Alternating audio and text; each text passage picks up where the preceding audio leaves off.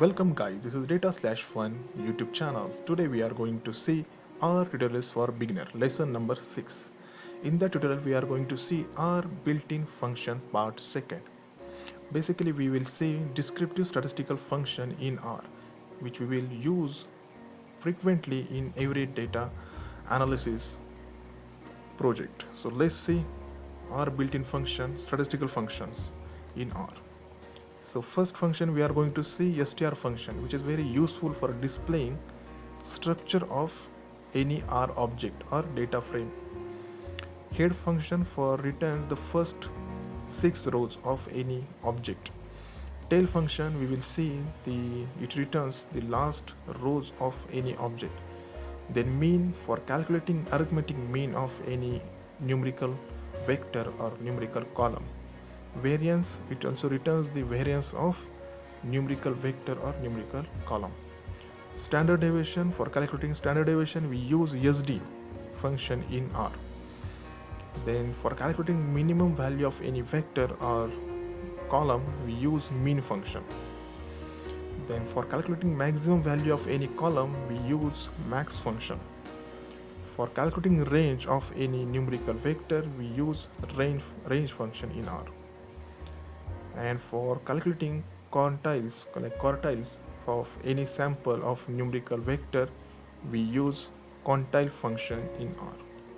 And lastly we will see if else function, which is for creating any conditional element or any conditional vector in R. So step by step we will see the example of each of one. So let's see, first is str function. For example we will use data underscore train XLS file. So for reading XLS file I just call XLS library in my R studio. By this library we can read XLS data file. We already saw this concept in previous video, loading the data file in R, and my data file is stored in D drive data sets. So that's what I write here. One command set wt in bracket location of that file. Then for reading the function is read.xls. Just read it and our file is ready and the data is stored in df object. So just check the function how to use str function. Just write str in bracket df, our R object. By this function you can check the structure of that data frame. It will give the dimensions of that data frame. Data frame contain 6019 observation means rows and 13 variables means column.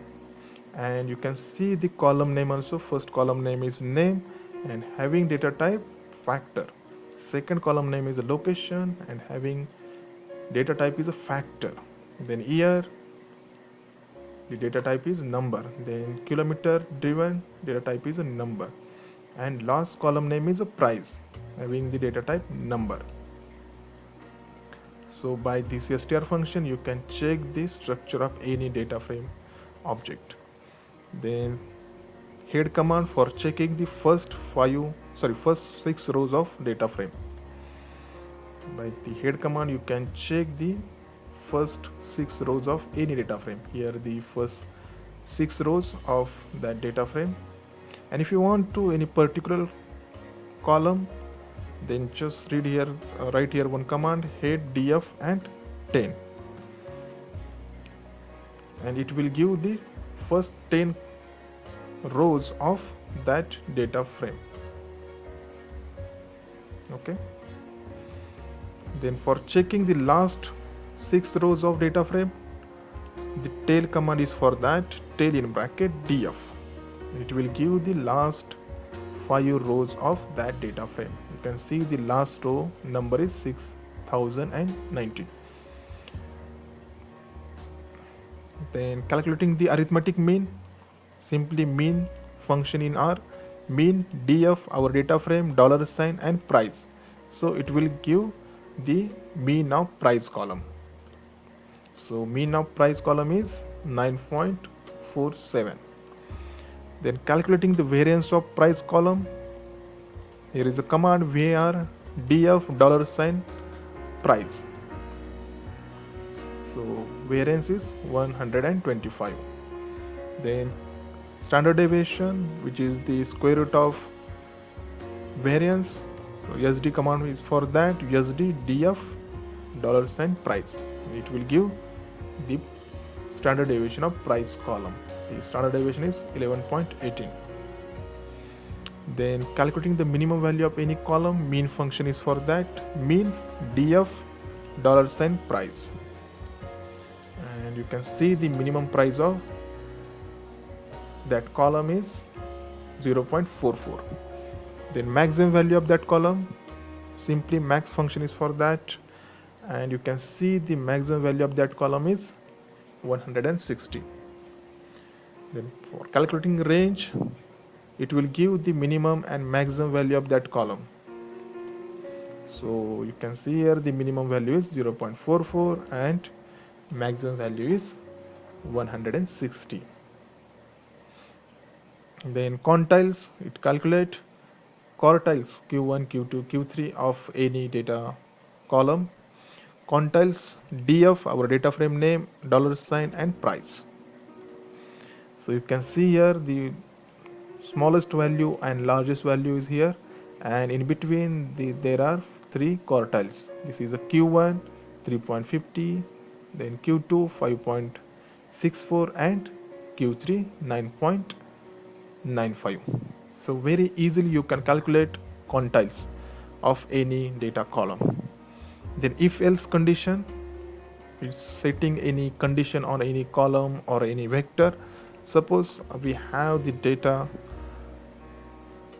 price column and I want to the one vector which containing the values like condition, like if else the price of that column is greater than mean of that column, then it will be showing high price, and if price is less than mean of that price column, it will be show low price. So I just write here the condition, if else that column name df dollar sign price and mean of that column df dollar sign price, and comma, if price is greater than mean then high price, and it is less than mean then it will be show low price. Let's see. And all thing will be stored in price underscore condition object. So you can see here there are only two values like low price and high price. If price is greater than mean, then it will be show high price. If price is less than average price, then it will be show low price. Suppose I want to this vector in our data frame, then very simple, just you add up here df dollar sign and it will be add in your data frame. Just see and just check the head of df. So you can see after price column the new column is added here, which is a conditional column. So you can see here first value is 1.75, which is less than our mean. Mean is 9 point something, like 9.47. So it shows low price. Second value is 12.50, which is giving here high price because it is greater than our mean value 9.47. Then you can check our condition is correctly assigned to our this column price underscore condition. So by if else condition you can set any condition to any column or any vector. So hope you guys understood about these basic functions in R, which is we use frequently while data preparation, data analysis. So just practice more on that functions on your data set, and if you have any challenges then please write on this video, and please guys subscribe this YouTube channel and press a like button if you like this video. Thank you so much for watching.